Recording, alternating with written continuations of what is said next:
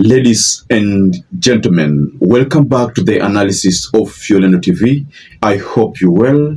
From wherever you're watching this channel, I'd like to start this session a bit differently by appreciating you so much for your support. If you wish to support us, just like this video, subscribe to our channel, and thank you so much for that support. Now, who between MUDAVADI, the Prime Cabinet Secretary, and Bishop Obanyi is telling the truth?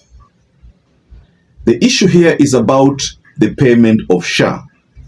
Now, MUDAVADI told us that St. Mary's Hospital got 82 million. Hospitali hiyo imelipwa 82 million shillings out of the 117 million Kenya shillings. But the bishop is telling us over 10 months, the only money that has been paid by SHA is around 9 million. Since June of this year up to now, we may have received about 9 million, which is actually designated for the renal unit. Now, the hospital itself has not received any money that it can call money that has come as claims from the SHA, which would easily go to the patients. So talking about 82 million that has been dispersed and then the hospital is still closed is cheap, pure politics. We need the money and then we will arrive. This is not a government hospital. It's a mission hospital that serves the poor people. So we cannot. Now, MUDAVADI told us that he has evidence to prove that SHA has paid 82 million to St. Mary's Hospital. And in fact, when MUDAVADI was making these claims, he said he had the evidence on phone. But according to the good bishop, MUDAVADI is telling a lie.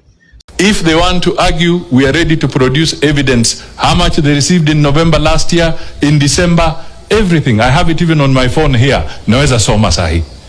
So, ladies and gentlemen, I put this question to you. Who between MUDAVADI and Bishop Obanyi is telling the truth? Now, if you go to these details further, you find that according to the bishop, he says that SHA owes them a lot of money. In fact, it's more than 82 million. According to the bishop, 117 million is the total pending bill.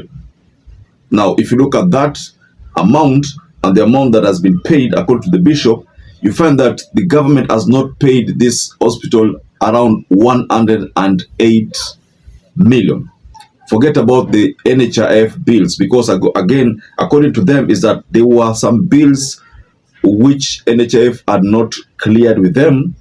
So when SHA took over, other bills emerged. Now, if you look at St. Mary's Hospital, based on those people who know the facility, this facility has been there for many, many years and it has served many people. And because it's a mission hospital, most of the time it helps the poor people there. It's not like the government facility whereby people are paid from the government coffers or the public coffers.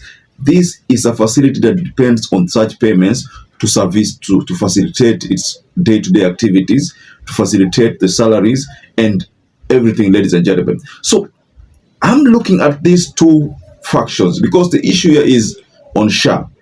Mind you, this matter started the moment there was some revelations that a facility like London Hospital had received huge payment, whereas a facility like St. Mary's Hospital was receiving peanuts. And this 9 million is over 10 months. It means in a month, SHA has paid approximately 1 million. It's not even 1 million, because if you divide 9 million by 10, you don't even get 1 million. You get something less than 1 million, around 900,000 there. So in a month, SHA has been paying this facility approximately 900,000. Now, I've been to that facility, ladies and gentlemen. It's a big facility that serves the locals there. And if you look at the payment, honestly speaking, vis-a-vis the number of people who are there, the capacity of staffs, you know, that does not actually match up with the expected payments. Now, Mudavadi could have gotten his facts from a wrong source, because there is no way the bishop can just surface and say that you people have paid me 9 million. And then you claim you pay the facility 82 million. You see, the difference between what Mudavadi is claiming vis-a-vis what the bishop is claiming is around 73 million. Now, that's a huge amount for someone to just lie in the public. So I'm looking at these two people and I tend to side with the bishop. Because when Mudavadi told us about this matter, and it was during the funeral at Malava, you know, Mudavadi just told us that he has evidence on phone, but he has not tabled the evidence so that Kenyans can see whether he's telling the truth. What he would have done is that he would have maybe shared some of these evidences so that we can actually consume and say that, oh, the bishop is not telling the truth.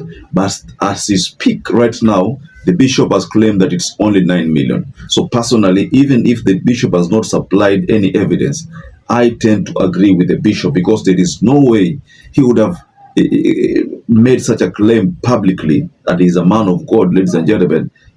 There's no way he would have made that kind of claim. Alafu hiwe ni kwamba walipewa 82 million. That's a very huge difference. So I am blaming probably the handlers of Mudavadi, the advisors of Mudavadi, people maybe from SHA. They are the ones who are feeding Musalia Mudavadi with the wrong information. And this has exposed Musalia Mudavadi. That is the main reason why you find that the bishop was telling Mudavadi to stop being a liar. So for all bishop to tell a prime cabinet secretary to stop lies, stop cheap politics, here in Amanisha, this is something that has gotten out of hand. This facility is older than Musalia Mudavadi. If the details I was just going through are correct, it is older than Musalia Mudavadi. So if the facility is older than Musalia Mudavadi should know that this facility is depended upon by many people in that area. So I think he needs to do something about the payments and stop politics. See, these people have been doing a lot of politics on this SHA issue. Back on the part of Kenya, wamepoteza imani. If you look at what DUALE says out there, different story. What Mudavadi is coming out with is a different story. But the only person who acknowledged there's a problem with SHA is William RUTO himself, because he talked about it in the pub during the Katiba Day. You know, he talked about it there and said SHA iko na shida and something needs to be done. But that Musalia Mudavadi is not agreeing that SHA iko na shida. So that's a problem, ladies and gentlemen. And he is a prime cabinet secretary. So Mudavadi has been told to stop being a liar, ladies and gentlemen. Now, I will just go below in the comment section and tell us what you think. Do you think the bishop is telling the truth, or you want to agree with Musalia Mudavadi, who has been warned against cheap politics? You know, politics like the ones that DUALE has been bringing, to stop all those politics, you know.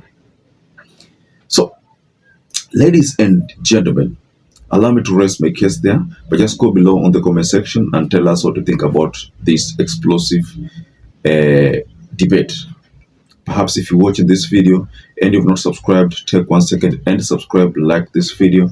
Until you catch up again, stay safe and stay blessed. Thank you once again for choosing YOLENO TV as your favorite political channel.